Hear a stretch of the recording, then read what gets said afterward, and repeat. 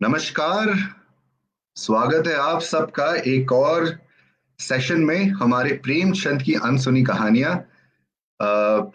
पिछले साल दिसंबर में हमने 12 अनसुनी कहानियां सुनाई थी, 12 अलग अलग आवाजों में। आप सबने उसे बहुत सराहा और उम्मीद है कि भाई आज जो हम कहानी आप तक लेकर आ रहे हैं वो भी आप बहुत पसंद करें। मैं आप सबके जुड़ने का थोड़ा इंतजार करता हूँ। थोड़ा समय लेते हैं जिससे कि सब कोई जुड़ सके। अगर आप मुझे सुन पा रहे हैं, मुझे देख पा रहे हैं, तो कमेंट बॉक्स का इस्तेमाल कीजिए और जरूर हमें बताएं कि आप यहाँ पर हैं। और कहानी क्लब के बहुत दिन बाद इस तरह वापस लौटने का आपको भी उतना ही आपको भी उतनी खुशी हो रही है जितना हमें हो रही है।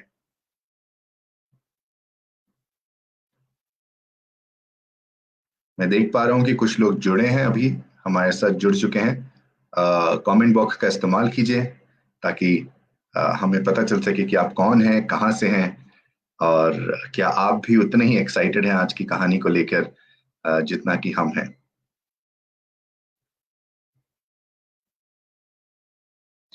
कुछ सेकंड इंतजार करते हैं ताकि और लोग जुड़े। अ, उसके बाद कहानियों का सिलसिला शुरू करेंगे।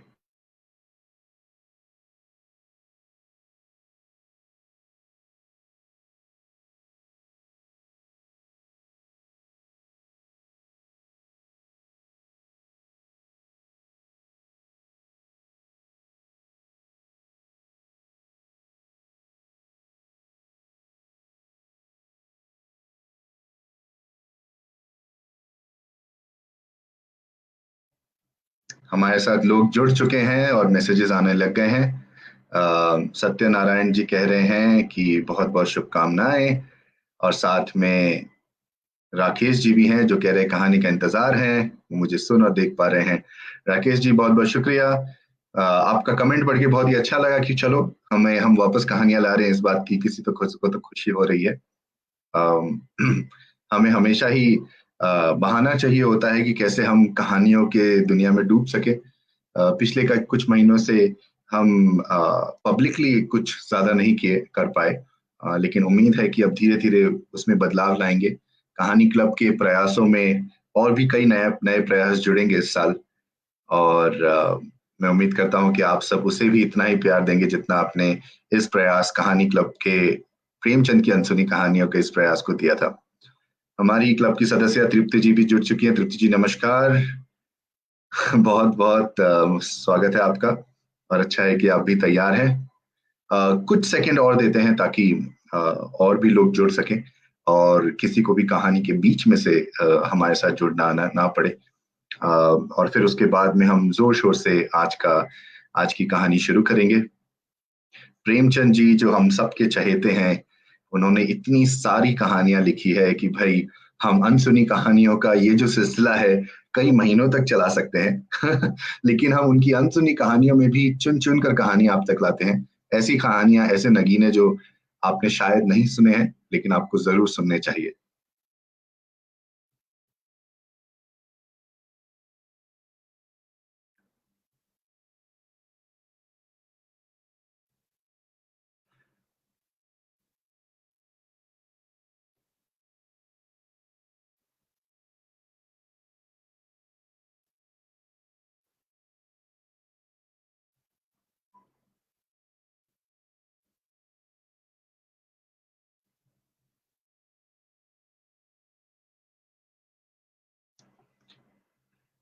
ठीक है, फिर इंतजार की घड़ी खत्म करते हैं और चलिए कहानी की ओर चलते हैं। तो प्रेमचंद जी की अनसुनी कहानियां, ये कार्यक्रम यूं ही बातों बातों में शुरू हुआ। कहानी क्लब जो हमारी एक छोटी सी दुनिया है जहां पर कई सारे लेखक हमारे साथ जुड़ते हैं, कई सारे कहानी प्रेमी हमारे साथ जुड़ते हैं, कविता प्रेमी जुड़ते हैं। खासकर मतलब जो हिंदी साहित्य में रुचि रखते हैं वो सब जुड़ते हैं। और ऐसे ही हमारे प्रयासों में से एक प्रयास है अड्डा, जहां पर महीने में कम से कम एक बार हम सब क्लब वाले मिलते हैं और कोई ना कोई एक टॉपिक पर चर्चा करते हैं एक दूसरे के साथ में। कहानियों पर कुछ ना कुछ विश्लेषण होती है, कुछ बातें होती है, कुछ सीखने का मौका मिलता है। तो ऐसे ही एक अड्डा में हमने एक प्रेमचंद जी पर चर्चा की थी और बहुत सारी अनोखी बातें उनके बारे में सामने आई थी। और एक बात जो सबसे सामने आई वो ये कि हम सब ने ऐसी ऐसी कहानियों का जिक्र किया जो सबने सुनी नहीं थी उस ग्रुप में। ऐसी ऐसी कहानियां थी जो लोग और जानना चाहते थे, अच्छा उस कहानी में क्या हुआ, क्यों है वैसी वो कहानी। और वैसे ही बातों बातों में पता चला कि भाई इतनी सारी कहानियां, इतनी खूबसूरत कहानियां हैं, और गिन चुन के हम आज भी वही 8 से 10 प्रेमचंद जी की कहानियां जानते हैं। तो क्यों ना इससे कुछ हद तक कोशिश की जाए कि इसमें बदलाव लाया जाए। तो वही बदलने के लिए प्रेमचंद की अनसुनी कहानियां कार्यक्रम का निवारण हुआ। और इस कार्यक्रम के तहत ऐसे बहुत सारी आवाजें जिन्होंने पहले कभी कहानी नहीं पढ़ी थी, खासकर लाइव कैमरे के सामने सामने आई, उन्होंने हिम्मत दिखाई, उन्होंने कोशिश की, और आप सबके सामने बहुत ही प्यारी प्यारी कहानियां लाई। अगर आपने पहले वो कहानियां नहीं सुनी है तो वो हमारे इसी चैनल इंडी पॉडकास्टर चैनल पर उपलब्ध है, आप सुन सकते हैं। आप चाहें तो अपने पॉडकास्ट किसी भी यूट्यूब या स्पॉटिफाई या गाना कहीं पर भी आप प्रेमचंद की अनसुनी कहानियां टाइप कीजिए और आपको हमारा पॉडकास्ट भी मिलेगा, तो आप वहां पे भी सुन सकते हैं। तो जहां भी आप सुनना चाहे सुन सकते हैं पिछली सारी 12 कहानियां। आज जो कहानी हम पढ़ने वाले हैं वो होगी हमारी 13वीं कहानी। और ये कहानी जो है ये बहुत ही अलग है प्रेमचंद जी के बाकी कहानियों से। कुछ लोग तो इसे कहेंगे कहानी कम नाटक ज्यादा है, क्योंकि इसमें 3 किरदार है और तीनों किरदार के आपस की नोक झोंक, आपस की बातें सामने आई है। कहानी का नाम बहुत ही सोच विचार कर, बहुत ही समझ के साथ रखा गया है, गृह नीति।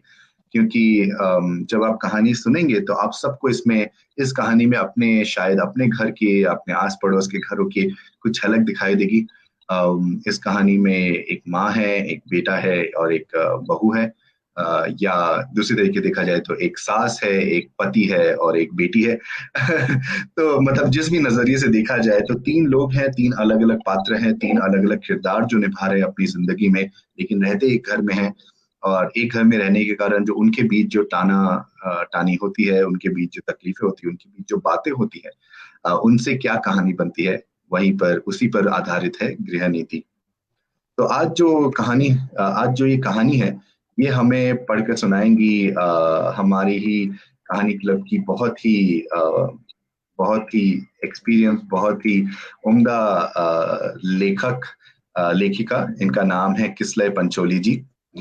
मैं इनका सादर आमंत्रण करना चाहूंगा हमारे मंच पर, कि इन्होंने आज अपना समय निकाला और हमारे नमस्ते। साथ नमस्कार नमस्कार किसलय जी। और हमारे साथ हमारे लिए इतनी ही प्यारी कहानी लेकर आई हैं।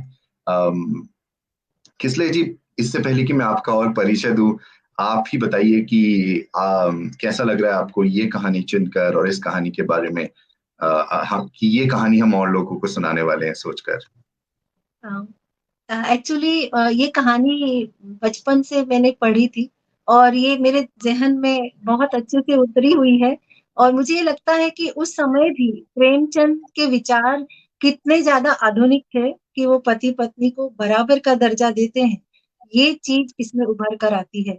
तो ये चीज़ इसलिए मुझे ये कहानी बहुत पसंद है। हालाँकि उस समय का समाज अलग था, उसकी बंदिशें बहुत ज़्यादा थी। अब चीज़ें बहुत बदल गई हैं, पर फिर जी। भी जो सच्चाई है वो हर समय प्रासंगिक रहती और यही प्रेमचंद जी के आई थिंक लेखन की खूबी भी यही है कि लगता है कि भाई समाज बदल गया, समय बदल गया, दायरे बदल गए, रिश्ते भी बदल गए, लेकिन कहीं फिर भी उनकी कहानियां जो है वो आज भी मायने रखती है, आज भी वो आउटडेटेड नहीं हुई। आपको ऐसा नहीं लगे कि नहीं नहीं ये कहानी तो बहुत पुरानी हो गई है, आज के दायरे पर होती नहीं है। तो आज की भी जो कहानी जो आप सुनेंगे तो आपको कुछ बातें हो सकता है ऐसा लगे सुनकर कि अरे ये तो पुरानी बात है, लेकिन ओवरऑल जो कहानी कहना चाह रही, जो कहानी का जो मूल है, जो सार है, वो आपको किसी भी तरीके से पुराना नहीं लगेगा, बड़ा ही प्रासंगिक लगेगा। तो डॉक्टर किसले पचौली जी के बारे में बताना चाहूंगा कि एक प्राध्यापक हैं। ये वनस्पति शासकीय होलकर महाविद्यालय में पढ़ाती हैं। इंदौर मध्य प्रदेश से हैं। इनकी कई कहानी संग्रह आ चुकी हैं। उनमें से कुछ हैं अथवा, नो पार्किंग, इंदू की स्लाइड, ये सारी अवेलेबल हैं। इंडू की स्लाइड जो है वो एक ऑनलाइन कहानी संग्रह है, तो आप आज ही जाकर उसे अमेजोन पर पढ़ सकते हैं। इनकी कहानियों पर टेलीफिल्म्स बन चुके हैं, नाट्य रूपांतरण हो चुका है, और कई मराठी और गुजराती साहित्यिक पत्रिकाओं में भी इनकी कहानियां अनुदित हो चुकी है। तो ऐसे ही कई कहानियां इन्होंने लिखी है, इन्होंने खुद कई सारे किरदार, कई सारे प्लॉट्स, कई सारी बातों का खुद भी निर्माण किया है। और सबसे खास बात इनकी ये है कि इनकी कहानी पढ़कर आपको हमेशा लगेगा कि भाई आप उन किरदारों को जानते हैं। तो इनकी कहानियां तो जरूर आप पढ़िएगा, लेकिन आज ये कुछ अलग ही किरदार निभाने वाली हैं खुद। ये हमारे लिए कहानी सुनने वाले पढ़ने वाली है, और कहानी सुनाते हुए, लाइव कहानी सुनाते हुए, ये इनका कैमरे पर ये इनका पहला एक्सपीरियंस होगा। तो इनके साथ साथ मुझे भी बहुत खुशी है कि आप सब जुड़ रहे हैं इस एक्सपीरियंस में, और कहानी क्लब के इस कहानी सुनाने के प्रोग्राम में हम इसी तरह आगे बढ़ते हैं। किसलय जी, मंच आपका है, गृह नीति शुरू कीजिए और बताइए क्या होता है आज के इस गृह नीति में। धन्यवाद पीयूष जी, आपको बहुत बहुत धन्यवाद कि आपने मुझे ये मौका दिया। और अब मैं बिना देर किए सीधे प्रेमचंद जी की कहानी का पाठ शुरू करती हूँ। जब माँ बेटे से बहू की शिकायतों का दफ्तर खोल देती है और ये सिलसिला किसी तरह खत्म होते नजर नहीं आता, तो बेटा उगता जाता है और दिन भर की थकान के कारण कुछ झुंझला कर माँ से कहता है, आखिर तुम मुझसे क्या करने को कहती हो अम्मा? मेरा काम स्त्री को शिक्षा देना नहीं है, यह तुम्हारा काम है। तुम उसे डांटो, मारो, चाहे जो सजा दो। मेरे लिए इससे ज्यादा खुशी की और क्या बात हो सकती है कि तुम्हारे प्रयत्न से वह सुधर जाए। मुझसे मत कहो कि उसे सलीका नहीं है, तमीज नहीं है, वह बेअदब है, उसे डांट कर सिखाओ। वाह बेटा वाह, वह मुझसे बात निकालने नहीं तक नहीं देती, डांटू तो मुझे नोच खाए। उसके सामने अपनी आबरू बचाती फिरती हूँ कि किसी के मुंह पर मुझे कोई अनुचित शब्द न कह बैठे। फिर इसमें मेरी क्या खता है? मैं तो उसे सिखाना ही देता कि तुमसे बेअदबी करे। तो भला और कौन सिखाता है? हाँ, तुम तो अंधेर करती हो अम्मा। अंधेर नहीं करती, सत्य कहती हूँ। तुम्हारी शह पाकर उसका दिमाग बढ़ गया है। जब वह तुम्हारे पास जाकर टसवे बहाने लगती है, तब कभी तुमने उसे डांटा, कभी समझाया कि तुझे अम्मा का अदब करना चाहिए? तुम खुद उसके गुलाम बन गए हो। वह भी समझती है मेरा पति कमाता है, फिर क्यों ना मैं रानी बनूं, क्यों किसी से दबूं? अरे, मर्द जब तक शह न दे, औरत का इतना गुर्दा हो ही नहीं सकता। हाँ, तो क्या मैं उससे कह दूं कि मैं कुछ नहीं कमाता, बिल्कुल निखट्टू हूं? तब वह मुझे जलील न समझेगी। माँ, हर पुरुष चाहता है कि उसकी स्त्री उसे कमाऊ, योग्य, तेजस्वी समझे, और सामान्यतः वह जितना है उससे बढ़कर अपने को दिखाता है। मैंने कभी नादानी नहीं की, कभी स्त्री के सामने डींग नहीं मारी, लेकिन स्त्री की दृष्टि में अपना सम्मान खोना कोई भी ना चाहेगा। माँ, बेटा, तुम कान लगाकर, ध्यान देकर और मीठी मुस्कुराहट के साथ उसकी बातें सुनोगे तो वह क्यों न शेर होगी। तुम खुद चाहते हो कि स्त्री के हाथों मेरा अपमान कराओ। मालूम नहीं मेरे किन पापों का तुम मुझे दंड दे रहे हो, किन अरमानों से, कैसे कैसे कष्ट झेल कर मैंने तुम्हें पाला। खुद नहीं पहना, तुम्हें पहनाया, खुद नहीं खाया, तुम्हें खिलाया। मेरे लिए तुम उस मरने वाली की निशानी थे और मेरी सारी अभिलाषाओं के केंद्र। तुम्हारी शिक्षा पर मैंने हजारों के आभूषण होम कर दिए। विधवा के पास दूसरी कौन सी निधि थी? इसका तुम मुझे यह पुरस्कार दे रहे हो? हाँ अम्मा, मेरी समझ में नहीं आता कि आप मुझसे चाहती क्या है। आपके उपकारों को मैं कब मेट सकता हूँ? आपने मुझे केवल शिक्षा ही नहीं दिलाई, मुझे जीवन दान दिया, मेरी सृष्टि की। अपने गहने ही नहीं होम किए, अपना रक्त तक पिलाया। अगर मैं 100 बार अवतार लूं तो भी इसका मोल नहीं चुका सकता। मैं अपनी जान में आपकी इच्छा के विरुद्ध कोई काम नहीं करता, यथासाध्य आपकी सेवा में कोई बात उठा नहीं रखता। जो कुछ पाता हूँ लाकर आपके हाथों में रख देता हूँ, और मैं कर ही क्या सकता हूँ? आखिर मुझसे क्या चाहती हैं आप? ईश्वर ने हमें तथा संसार को पैदा किया, उसका हम उसे क्या बदला देते हैं? क्या बदला दे सकते हैं? उसका नाम भी नहीं लेते, उसका यश भी नहीं गाते। इससे क्या उसके उपकारों का भार कुछ कम हो जाता है? माँ के बलिदानों का ऋण कोई बेटा नहीं चुका सकता, चाहे वह भूमंडल का स्वामी ही क्यों न हो। ज्यादा से ज्यादा मैं आपकी दिलजोई ही कर सकता हूँ, और मुझे याद नहीं आता कि मैंने कभी आपको असंतुष्ट किया हो। तुम मेरी दिलजोई करते हो? तुम्हारे घर में मैं इस तरह रहती हूँ जैसे कोई लौंडी। तुम्हारी बेबी कभी मेरी बात भी नहीं पूछती। मैं भी कभी बहू थी, रात को घंटे भर सास की देह दबाकर, उनके सिर में तेल डालकर, उन्हें दूध पिलाकर तब बिस्तर पर जाती थी। और तुम्हारी स्त्री 9 बजे अपनी किताबें लेकर सहनची में जा बैठती है, दोनों खिड़कियां खोल लेती है और मजे से हवा खाती है। मैं मरूं या जीऊं, उससे कोई मतलब नहीं। क्या इसलिए मैंने तुम्हें पाला? तुमने मुझे पाला था तो यह सारी सेवा मुझसे लेनी चाहिए थी, मगर तुमने मुझसे कभी नहीं कहा। मेरे अन्य मित्र भी हैं, उनमें भी मैं किसी को माँ की देह पर मुक्कियां लगाते नहीं देखता। आप मेरे कर्तव्य का भार मेरी स्त्री पर क्यों डालती हैं? यूं अगर वह आपकी सेवा करे, मुझसे ज्यादा प्रसन्न और कोई ना होगा। मेरी आंखों में उसकी इज्जत दूनी हो जाएगी, शायद उससे और ज्यादा प्रेम करने लगूं। लेकिन अगर वह आपकी सेवा नहीं करती, तो आपको उससे अप्रसन्न होने का कोई कारण नहीं है। शायद उसकी जगह मैं होता, मैं भी ऐसा ही करता। सास मुझे अपनी लड़की की तरह प्यार करती, मैं उसके तलवे सहलाता। इसलिए नहीं कि वो मेरे पति की माँ होती, बल्कि इसलिए कि वो मुझसे मातृवत स्नेह करती। मगर मुझे खुद ही बुरा लगता है कि बहू सास के पांव दबाए। कुछ दिन पहले स्त्रियां पति के पांव दबाती थी, आज भी इस प्रथा का लोप नहीं हुआ है। लेकिन मेरी पत्नी मेरे पांव दबाए, मुझे ग्लानि होगी। मैं उससे कोई ऐसी खिदमत नहीं लेना चाहता जो मैं उसकी न कर सकूं। यह रस्म उस जमाने की यादगार है जब स्त्री पति की लौंडी समझी जाती थी। अब पत्नी और पति दोनों बराबर हैं, कम से कम मैं ऐसा ही समझता हूँ। आग समझता है। मैं तो कहती हूँ कि तुम्ही ने उसे ऐसी ऐसी बातें पढ़ाकर शेर कर दिया। तुम ही मुझसे बेर साध रहे हो। ऐसी निर्लज, ऐसी बदजबान, ऐसी टर्री फूहड़ छोकरी संसार में न होगी।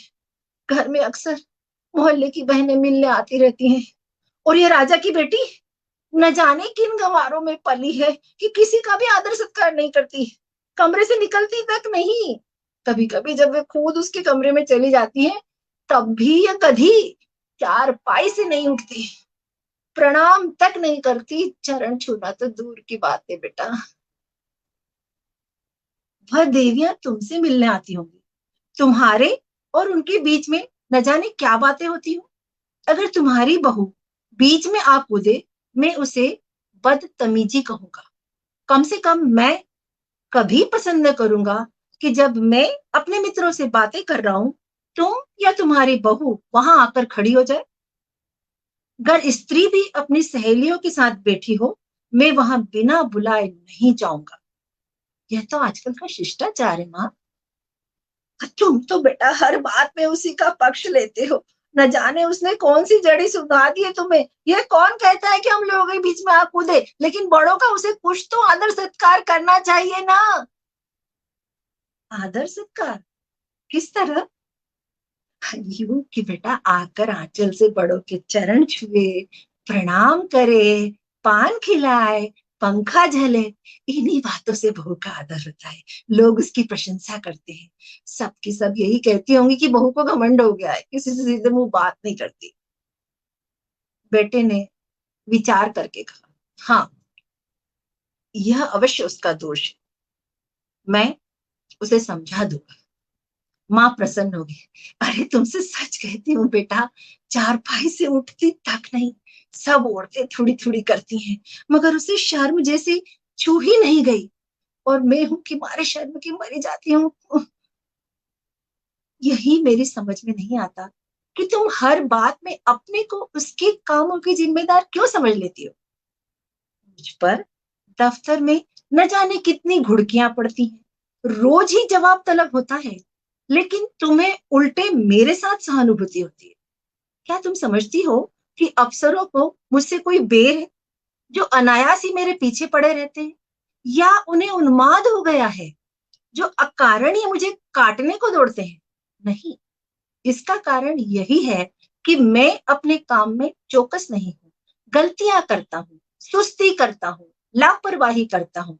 जहां अफसर सामने से हटा कि लगा समाचार पत्र पढ़ने या ताश खेलने, क्या उस वक्त मुझे ये ख्याल नहीं रहता कि काम पड़ा हुआ है? लेकिन कौन परवाह करता है? सोचता हूँ कि साहब डांटेंगे ही तो सिर झुकाकर सुन लूंगा, बाधा टल जाएगी। तुम मुझे दोषी समझकर भी मेरा पक्ष लेती हो। तुम्हारा बस चले तो हमारे बड़े बाबू को मुझसे जवाब तलब करने के अभियोग में काले पानी भेज दो। हाँ, मेरे लड़के को कोई सजा देगा तो क्या मैं पान फूल से उसकी पूजा करूंगी?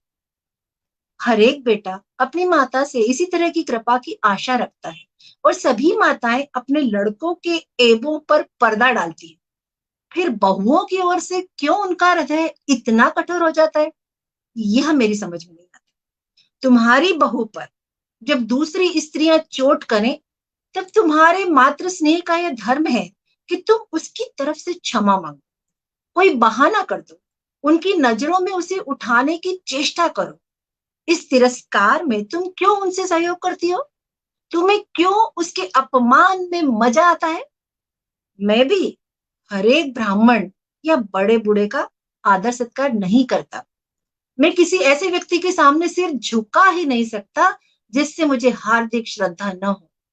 केवल सफेद बाल, सिकड़ी हुई खाल, पोपला मुंह और झुकी हुई कमर किसी को आदर का पात्र नहीं बना देती, और न जनेऊ या तिलक या पंडित और शर्मा की उपाधि ही भक्ति की वस्तु है। मैं लकीर पीटू सम्मान को नैतिक अपराध समझता हूँ। मैं तो उसी का सम्मान करूंगा जो मनसा वाचा कर्मणा हर पहलू से सम्मान के योग्य है, जिसे मैं जानता हूं कि वो मक्कारी, स्वार्थ साधना और निंदा के सिवा और कुछ नहीं करता, रिश्वत, सूद तथा खुशामद की कमाई खाता है। वह अगर ब्रह्मा की आयु लेकर भी मेरे सामने आए तो भी मैं उसे सलाम न करूं। इसे तुम मेरा अहंकार कह सकती हो, लेकिन मैं मजबूर हूं। जब तक मेरा दिल न झुके, मेरा सिर भी न झुकेगा। मुमकिन है तुम्हारी बहू के मन में भी उन देवियों के प्रति अश्रद्धा के भाव हो। उनमें से दो चार को तो मैं भी जानता हूँ। है वे सब बड़े घर की, लेकिन सबके दिल छोटे, विचार छोटे। कोई निंदा की पुतली है, कोई खुशामद से युक्त, कोई गाली गलौज में अनुपम, सभी रूढ़ियों की गुलाम और ईर्ष्या द्वेष से जलने वाली। एक भी ऐसी नहीं जिसने अपने घर को नरक का नमूना न बना रखा। अगर तुम्हारी बहू ऐसी औरतों के आगे सिर नहीं झुकाती तो मैं उसे दोषी नहीं समझती। अच्छा, आप चुप रहो बेटा। देख लेना, तुम्हारी रानी एक दिन तुमसे चूल्हा न जलवाए और झाड़ू न लगवाए तो कहना, औरतों को बहुत सिर चढ़ाना अच्छा नहीं। इस निर्लजता की भी कोई हद है कि बूढ़ी सास खाना पकाए और जवान बहू बेटी उपन्यास पढ़ती रहे।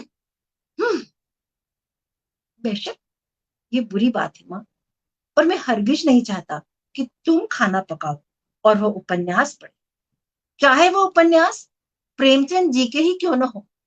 लेकिन यह भी तो देखना होगा कि उसने अपने घर में कभी खाना नहीं पकाया। वहां रसोईया महाराज है, और जब चूल्हे के सामने जाने से उसके सिर में दर्द होने लगता है, तो उसे खाना पकाने के लिए मजबूर करना उस पर अत्याचार करना है। मैं समझता हूँ जो जो हमारे घर की दशा का ज्ञान उसे होगा, उसके व्यवहार में आपसे आप बदलाव होता जाएगा। यह उसके घर वालों की गलती है कि उन्होंने उसकी शादी किसी धनी घर में नहीं की। हमने भी यह शरारत की कि अपनी असली हालत उनसे छिपाई, और यह प्रकट किया कि हम पुराने रईस हैं। अब हम किस मुंह से यह कह सकते हैं कि तू खाना पका या बर्तन मांज या झाड़ू लगा? हमने उन लोगों से छल किया है और उसका फल हमें चखना होगा। अब तो हमारी कुशल इसी में है माँ कि अपनी दुर्दशा को नम्रता, विनय और सहानुभूति से ढाकें। और उसे अपने दिल को ये तसल्ली देने का अवसर दें कि बला से धन न मिला, घर के आदमी तो अच्छे मिले। अगर ये तसल्ली भी हमने उससे छीन ली, तुम ही सोचो माँ, उसको कितनी विदारक वेदना होगी। शायद वो हम लोगों की सूरत से भी घृणा करने लगे। उसके घर वालों को 100 दफे गरज थी, तब हमारे यहाँ ब्याह किया। हम क्या उनसे भीख मांगने गए थे? उनको अगर लड़के की गरज थी, तो हमें धन और कन्या दोनों की गरज थी। यहाँ के बड़े बड़े रईस हमसे नाता करने को मुंह फैलाए हुए थे, इसलिए कि हमने रईसों का स्वांग बना रखा था। घर की असली हालत खुल जाए तो कोई बात भी न पूछे। तुम्हारे ससुराल वाले ऐसे कहाँ के रईस हैं? इधर जरा वकालत चल गई, रईस हो गए। नहीं तो तुम्हारे ससुर के बाप मेरे सामने चपरासीगिरी करते थे। और लड़की का यह दिमाग कि खाना पकाने से सर में दर्द होता है। अच्छे अच्छे घरों की लड़कियां बेटा गरीबों के घर में आती रही है और घर की हालत देखकर वैसा ही बर्ताव करती रही। यह नहीं कि बेटी अपने भाग्य को कोसने। इस छोकरी ने हमारे घर को अपना समझा ही नहीं। अरे माँ, जब तुम समझने दो तब ना। जिस घर में घुड़कियों, गालियों और कटुताओं के सिवा और कुछ न मिले, उसे वह अपना घर कैसे समझे? घर तो वह है जहां स्नेह और प्यार मिले। कोई लड़की डोली से उतरते ही सास को अपनी माँ नहीं समझ सकती। माँ तभी समझेगी जब सास पहले उसके साथ माँ जैसा बर्ताव करे, बल्कि अपनी लड़की से ज्यादा प्रिय समझे। अच्छा, अब चुप करो और जीना जलाओ मेरा। ये जमाना ही ऐसा आ गया है कि लड़कों ने स्त्री का मुंह देखा और उसके हुए गुलाम। ये सब न जाने कौन सा मंत्र सीख कर आती है। ये बहू बेटी के लक्षण है कि पर दिन चढ़े सोकर उठे। ऐसी कुलच्छनी बहू का तो मुंह न देखना चाहो। मैं भी तो देर से सोकर उठता हूँ माँ, मुझे तुमने कभी नहीं कोसा। ये तुम हर बात में अपनी बराबरी क्यों करते हो? ये उसके साथ घोर अन्याय है, क्योंकि जब तक वह इस घर को अपना घर नहीं समझती, तब तक उसकी हैसियत मेहमान की है। और मेहमान की हम खातिर करते हैं माँ, उसकी ऐब नहीं देखते। ईश्वर न करे किसी को ऐसी बहू मिले। तो वो तुम्हारे घर में रह चुकी। क्या संसार में औरतों की कमी है? औरतों की कमी नहीं, मगर देवियों की कमी जरूर है। नो जैसी औरत सोने लगती है तो बच्चा चाहे रोते रोते बेदम हो जाए, मिनटती तक नहीं। फूल सा बच्चा लेकर मैं की गई थी, 3 महीने में लोटी बच्चा आधा भी नहीं रहा। क्या मैं यह मान लूं कि तुम्हें उसके लड़के से जितना प्रेम है, उतना उसे नहीं है? यह प्रकृति के नियम के विरुद्ध है। और मान लो कि वह निर्मोहिनी ही है, तो यह उसका दोष है। तुम क्यों उसकी जिम्मेदारी अपने सर लेती हो? उसे पूरी स्वतंत्रता है, जैसे चाहे अपने बच्चे को पाले। अगर वो तुमसे कोई सलाह पूछे, प्रसन्न मुख से दे दो। ना पूछे तो समझ लो उसे तुम्हारी मदद की जरूरत नहीं। सभी माताएं अपने बच्चे को प्यार करती हैं और वो अपवाद नहीं हो सकती। तो इसका मतलब मैं सब कुछ देखूं, मुंह ना खोलूं, घर में आग लगते देखूं और चुपचाप मुंह में कालिख लगाए खड़ी रहूं? माँ, उसे इस घर में बहुत दिन रहना है। घर के हानि लाभ की जितनी चिंता उसे हो सकती, तुम्हें नहीं हो सकती। फिर मैं कर ही क्या सकता हूँ? ज्यादा से ज्यादा उसे डांट सकता हूँ। लेकिन वो डांट की परवाह न करे और तुर्की बतुर्की मुझे जवाब दे दे, तो मेरे पास कौन सा साधन है जिससे मैं उसे ताड़ना दे सकूं? अरे, तुम उससे से 2 दिन न बोलो ना बेटा, तो देवता सीधे हो जाए। वो सामने आके नाक रगड़े नाक। मुझे इसका विश्वास नहीं। मैं उससे न बोलूंगा, वह भी मुझसे न बोलेगी। ज्यादा पीछे पड़ूंगा, अपने घर चली जाएगी। हाय ईश्वर करे यह दिन लाए, मैं तुम्हारे लिए नई बहू लाऊं। और संभव है वो इसकी भी चाची हो। सहसा बहू आकर खड़ी हो जाती है। माँ और बेटा दोनों स्तंभित हो जाते हैं, मानो कोई बम गोला आ गिरा हो। रूपवती, नाजुक मिजाज, गर्वीली रमणी, जो मानो शासन करने के लिए बनी है। कपोल तमतमाए हुए हैं, पर अधरों पर विष भरी मुस्कान और आंखों में व्यंग मिला परिहास। माँ अपनी झेप छिपाकर बोली, तुम्हें कौन बुलाने गया था? क्यों? यहाँ जो तमाशा हो रहा है, उसका आनंद मैं न उठाऊं? माँ बेटे के बीच में तुम्हें दखल देने का कोई हक नहीं। बहू की मुद्रा सहसा कठोर हो जाती है। अच्छा, आप तो जबान बंद ही रखिए। जो पति अपनी स्त्री की निंदा सुनता रहे वो पति बनने योग्य नहीं। वो पति धर्म का क ख ग भी नहीं जानता। मुझसे अगर कोई तुम्हारी बुराई करता, चाहे वो मेरी प्यारी माँ ही क्यों ना होती, मैं उसकी जबान पकड़ लेती। तुम मेरे घर जाते हो, वहां जिसे देखती हो तुम्हारी ही प्रशंसा करते हैं। छोटे बड़े सब गुलामों की तरह तुम्हारे आगे पीछे दौड़ते फिरते हैं। अगर उनके बस में हो तुम्हारे लिए स्वर्ग के तारे तोड़ लाए, और उसका जवाब मुझे यहाँ यह मिलता है कि बात बात पर ताने महने तिरस्कार बहिष्कार। मेरे घर तुमसे कोई नहीं कहता कि तुम देर में क्यों उठे, तुमने अमुक महोदय को सलाम क्यों नहीं किया, अमुक के चरणों पर सिर क्यों नहीं पटका। मेरे बाबूजी कभी गवारा ना करेंगे कि तुम उनकी देह पर मुक्कियां लगाओ, या उनकी धोती धो, या उन्हें खाना पका कर खिलाओ। तो मेरे साथ यहाँ यह बर्ताव क्यों? मैं यहाँ लोंडी बनकर नहीं आई, तुम्हारी जीवन संगिनी बनकर आई। मगर जीवन संगिनी का यह अर्थ नहीं कि तुम मेरे ऊपर सवार होकर मुझे जलाओ। यह मेरा काम है, मैं जिस तरह चाहूं तुम्हारे साथ अपने कर्तव्य का निभाव करूं। उसकी प्रेरणा मेरी आत्मा से होनी चाहिए, ताड़ना या तिरस्कार से नहीं। अगर कोई मुझे कुछ सिखाना चाहता है, माँ की तरह प्रेम से सिखाए, मैं सीखूंगी। लेकिन कोई जबरदस्ती मेरी छाती पर चढ़कर अमृत भी मेरे कंठ में ठूसना चाहे, मैं ओठ बंद कर लूंगी। मैं कब से इस घर को अपना समझ चुकी होती, अपनी सेवा और कर्तव्य का निश्चय कर चुकी होती। मगर यहाँ तो हर घड़ी हर पल मेरी देह में सुई चुभा कर मुझे याद दिलाया जाता है कि तू इस घर की लौंडी है, तेरा इस घर में कोई नाता नहीं, तू सिर्फ गुलामी करने के लिए यहाँ लाई गई, और मेरा खून खोल कर रह जाता है। अगर यही हाल रहा, एक दिन तुम दोनों मेरी जान लेकर रहोगे।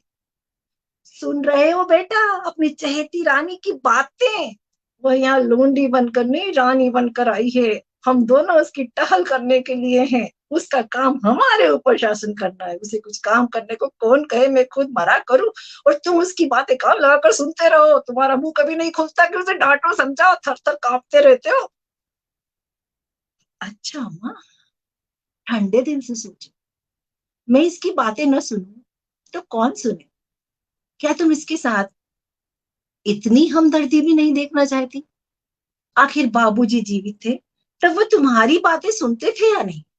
तुम्हें प्यार करते थे या नहीं? फिर मैं अपनी बीवी की बातें सुनता हूँ तो कौन सी नई बात करता हूँ, और इसमें तुम्हारे बुरा मानने की कौन बात है?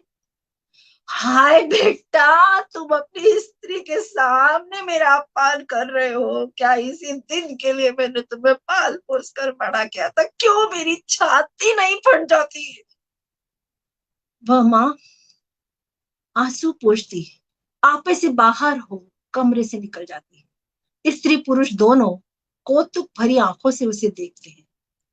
देखा तुमने माँ का हृदय? बेटे ने कहा। माँ का हृदय नहीं, स्त्री का हृदय।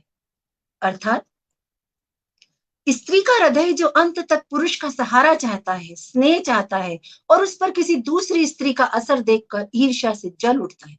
क्या पागलों सी बातें करती हो, यथार्थ कहती हो।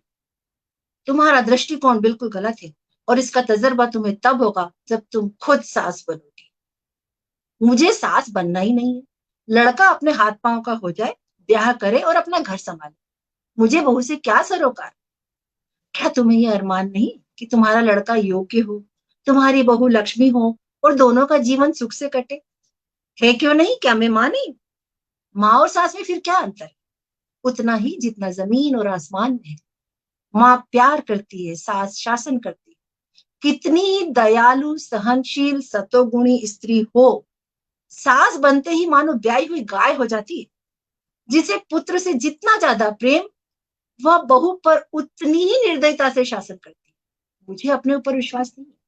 अधिकार पाकर किसे मद नहीं हो जाता। मैंने तय कर लिया है, सास बनूंगी ही नहीं। औरत की गुलामी सासों के बल पर कायम है। जिस दिन सासें न रहेंगी, औरत की गुलामी का अंत हो जाएगा। मेरा ख्याल है तुम जरा भी सहज बुद्धि से काम लो ना, तो तुम अम्मा पर शासन कर सकती हो।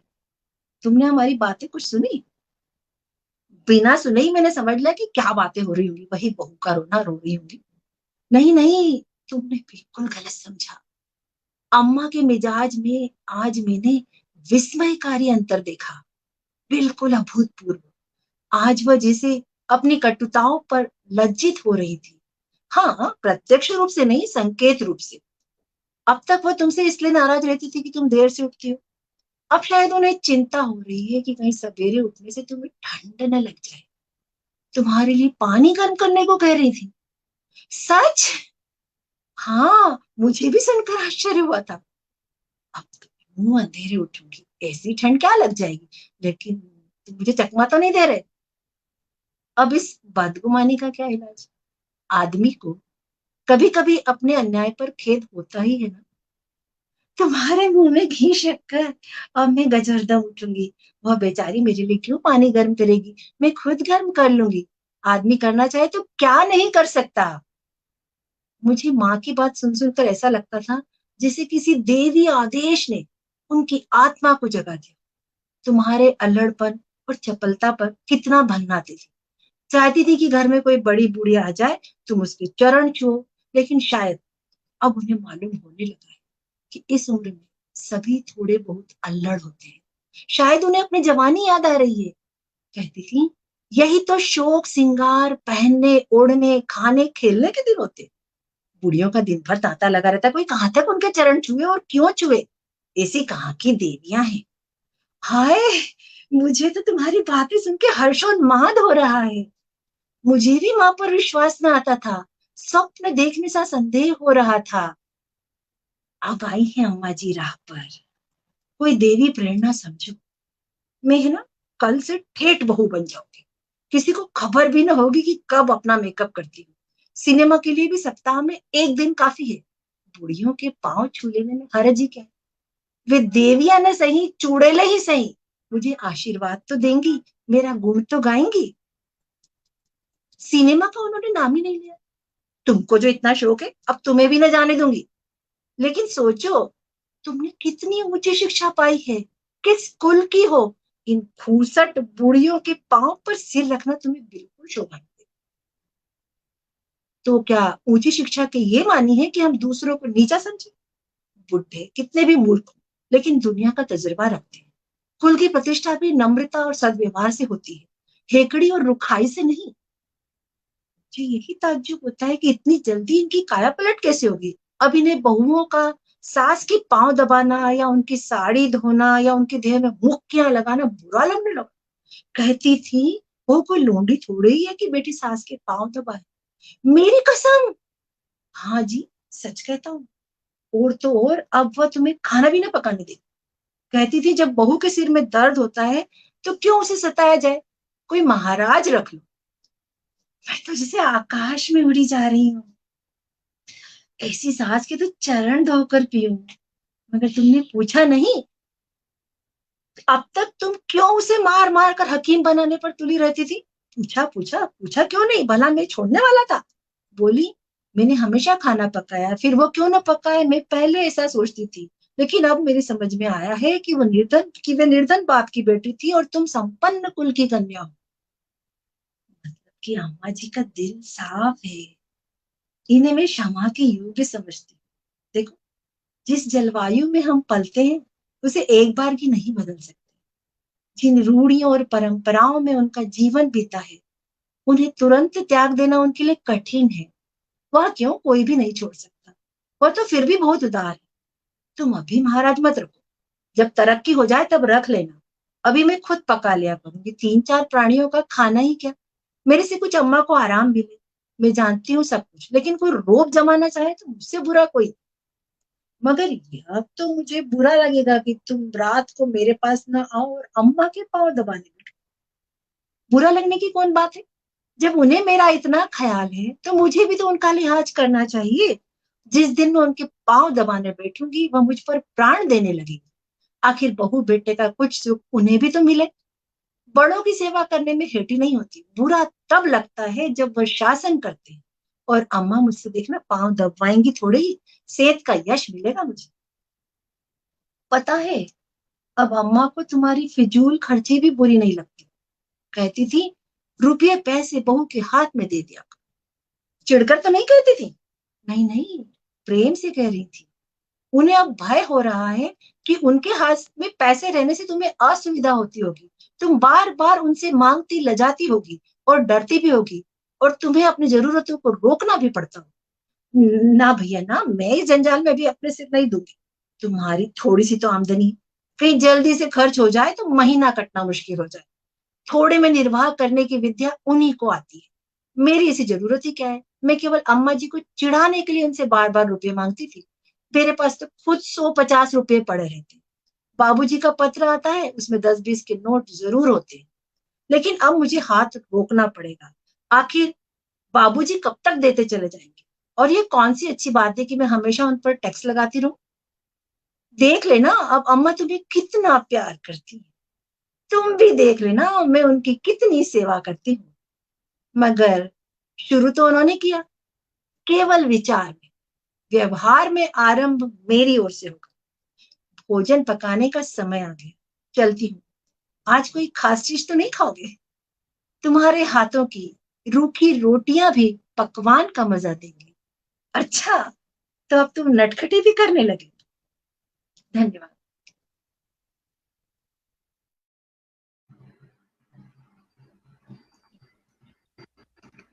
बहुत बहुत तालियां किसले जी, thank you so much. Thank you. उम्मीद है हमारे सुनने वालों को भी पसंद आया, लेकिन नटखटी तो बहुत की भाई हमारे पति देव ने। कैसा लग रहा है आपको कहानी पढ़ के? थोड़ी लंबी थी, लेकिन समय का पता ही नहीं चला, क्योंकि कहानी थी इतनी मजेदार। जी। मेरे हिसाब से जो इसमें जब मैं कहानी सुन रहा था, जो ख्याल मेरे मन में आया कि वो कहते हैं ना कि अगर कोई एक छोटे से झूठ से किसी का भला हो तो कोई बात नहीं। हाँ यहाँ हाँ हाँ। यहाँ वैसा ही कुछ चल रहा है, क्योंकि जैसे वो एक बेटा तो विज्ञापन आता है, दाग अच्छे हैं। जैसे वो विज्ञापन आता है, दाग अच्छे हैं, ऐसे झूठ अच्छा है यदि उससे कुछ आगे अच्छा होने वाला है। हाँ, और किसी का नुकसान नहीं हो उससे। सही किसी का बात है। यहाँ नुकसान। पे बेटा बहू और माँ के बीच में फंसा हुआ है, तो किसी तरह बैलेंस बना के रखने के लिए उसे जो सही लगा वो कर रहा है। कितने दूर तक ये नीति चलेगी पता नहीं। हाँ, वो कहानी का एंड तो सुखद हो गया इस नीति हाँ, से। कहानी का एंड तो सुखद हो गया। लेकिन इसमें इसमें कुछ ऐसी बात आपको लगी जिससे आप अग्री नहीं करती, या आपको बात थोड़ी अटपटी लगी? कोई भी ऐसी कोई हाँ, बात है किरदार को लेके या उनकी बातों को लेके?